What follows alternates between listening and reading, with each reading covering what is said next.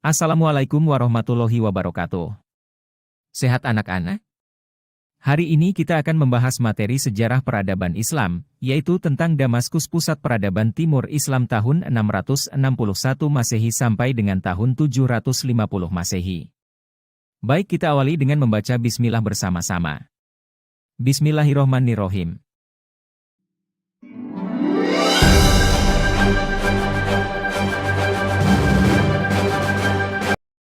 Kota Damaskus berada di wilayah Timur Tengah. Kita bahas materi kita yaitu Tujuan pembelajaran materi ini yaitu, pertama melalui pembelajaran inquiry, kalian dapat menceritakan sejarah berdirinya Bani Umayyah di Damaskus. Dan kedua melalui pembelajaran discovery, kalian dapat menjelaskan kemajuan peradaban Islam. Pahami beberapa kata kunci ini yaitu 1. Sejarah Bani Umayyah di Damaskus. 2. Peradaban Islam pada masa Bani Umayyah di Damaskus. 3. Nilai Islami dari peradaban Islam pada masa Bani Umayyah di Damaskus. 1. Sejarah berdirinya Bani Umayyah di Damaskus. Setelah masa Khulafaur Rasyidin, berdiri sebuah dinasti yang disebut dengan Bani Umayyah, 41 Hijriyah sampai dengan 132 Hijriyah. Muawiyah bin Abu Sufyan bin Harb bin Abde Manaf adalah pendirinya. Ahli sejarah mencatat terdapat 13 orang yang pernah menjadi khalifah pada dinasti Umayyah di Damaskus. 1. Muawiyah bin Abu Sufyan, 2. Yazid bin Muawiyah, 3. Muawiyah bin Yazid, 4. Marwan bin Hakam, 5. Abdul Malik bin Marwan, 6. Al-Walid bin Abdul Malik, 7. Sulaiman bin Abde Malik, 8. Umar bin Abdul Aziz, 9. Yazid bin Abdul Malik, 10. Hisham bin Abdul Malik, 11. Al-Walid bin Yazid, 12. Ibrahim bin Al-Walid. Dan terakhir, 13. Marwan bin Muhammad. Kita ke pembahasan berikutnya, yaitu kemajuan peradaban Islam pada masa Bani Umayyah di Damaskus. Peradaban Islam pada Bani Umayyah di Damaskus dicirikan dengan berbagai kemajuan tata kelola di berbagai bidang. Bidang yang dikembangkan diantaranya adalah pemerintahan, hukum, sosial, ekonomi, keagamaan, dan pendidikan. Departemen yang mengurusi surat-surat negara dari khalifah kepada para gubernur atau menerima surat-surat dari gubernur adalah Diwan Al-Rasail. 2. Lembaga atau pencatatan yang meregistrasi dan menyalin semua keputusan khalifah atau peraturan-peraturan pemerintahan yang dikirim ke daerah adalah Diwan Al-Hatam.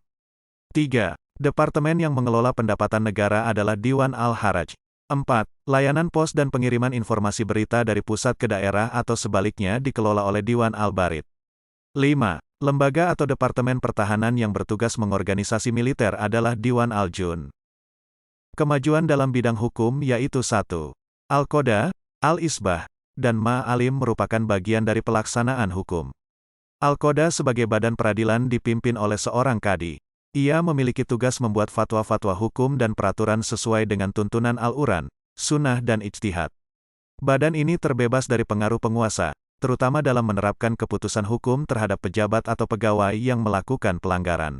Kemajuan dalam bidang sosial hubungan antar bangsa Arab Muslim dibuka oleh dinasti ini. Begitu pula terhadap negara taklukan seperti Mesir, Persia, dan Eropa. Berkat hubungan ini, lahir kreativitas baru pada bidang seni dan ilmu pengetahuan. Dome of Hirok di Yerusalem merupakan salah satu bangunan monumen terbaik pada masa Bani Umayyah. 4. Kemajuan ekonomi jalur perdagangan pada masa ini menjadi semakin lancar. Pelabuhan dagang yang ramai dan makmur diantaranya adalah Basrah di Teluk Persia, begitu pula Aden. Pada masa Bani Umayyah dicetak mata uang khusus, juga mengembangkan beberapa jabatan sehingga memperbesar lapangan pekerjaan. Gaji tetap yang diperoleh berdampak pada kesejahteraan. Pengumpulan pajak ditetapkan oleh khalifah. Misalnya, pada zaman Muawiyah bin Abu Sufyan, ditetapkan 2,5% pajak dari pendapatan. Hal ini hampir sama dengan zakat penghasilan pada masa sekarang.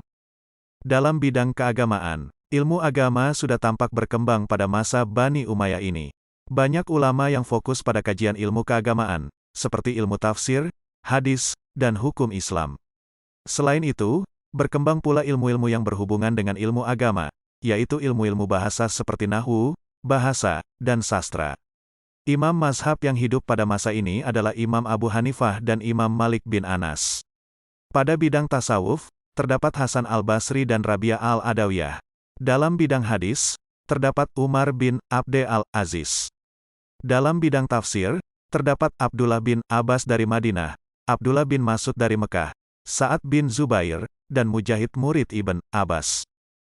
Dalam bidang pendidikan beberapa cendekiawan Muslim pada masa Bani Umayyah sebagai berikut. 1. Ilmuwan yang pertama kali menerjemahkan buku-buku berbahasa Koptik dan Yunani tentang astrologi, kimia, dan kedokteran adalah Khalid. 2. Abdullah bin Abbas dan muridnya yang bernama Atta bin Rabah adalah orang pertama yang mendalami ilmu iqih di Mekah. 3. Zaid bin Abid adalah sahabat Nabi di Madinah yang menjadi sekretaris Nabi SAW dalam menuliskan wahyu. 4. Hasan al-Bari, Ibn Syihab al-Zuhri dan Abdullah bin Mas'ud adalah tokoh otoritatif dalam bidang hadis. Adapun ahli hadis dari Kufah adalah Amir bin Syarahil al-Syabi. Al-Ahtal dikenal sebagai penyair istana pada masa Abdul Malik. Penyair favorit pada masa Umar bin Abdul Aziz adalah Jarir dan Al-Farazdak. Jamil terkenal dengan lirik cinta dan Umar bin Abu Rabiah dikenal sebagai sang penyair tentang cinta. Materi dan pembahasan kita terakhir adalah tentang memetik nilai Islami dalam sejarah Bani Umayyah di Damaskus. 1. Meningkatkan keimanan dan ketakwaan kepada Allah. 2. Mencontoh semangat menuntut ilmu. 3. Mengembangkan budaya sesuai dengan ajaran Islam. 4. Menguatkan persatuan dan kesatuan dengan tidak membeda-bedakan warna kulit, negara, suku, bangsa, dan lainnya.